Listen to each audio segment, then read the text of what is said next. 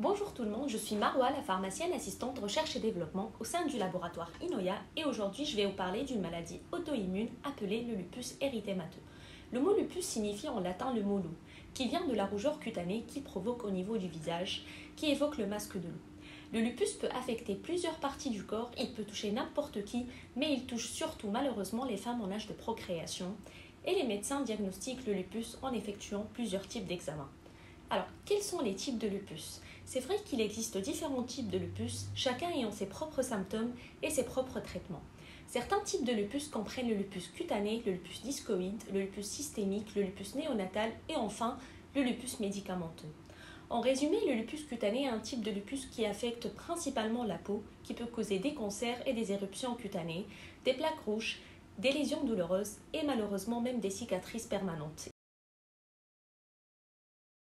Comment on traite le lupus? Pour répondre à cette question, il faut noter que le lupus est une pathologie auto-immune chronique où le corps s'attaque à lui-même en affectant différentes parties, comme la peau, les articulations, les organes et même le système nerveux central.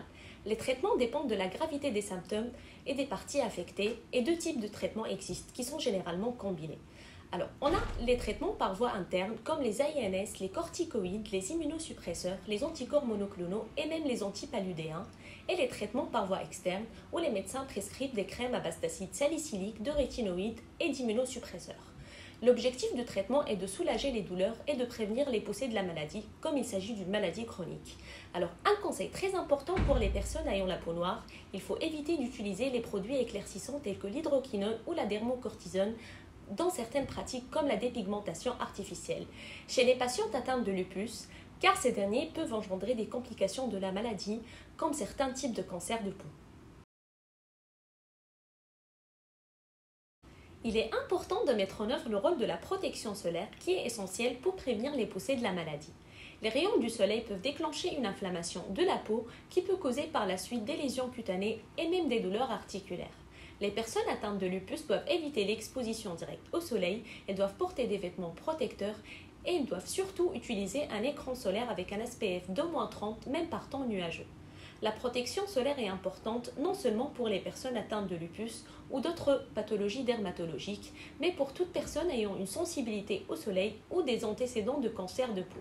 En utilisant une protection solaire appropriée, vous pouvez réduire votre risque de développer des problèmes de peau et de protéger votre santé à long terme. C'est pour ça qu'Inoya met à votre disposition mon fluide solaire Sanoya avec un SPF 50 contre les UVA et les UVB pour vous assurer une haute protection parfaitement adaptée pour les peaux pigmentées vulnérables au soleil.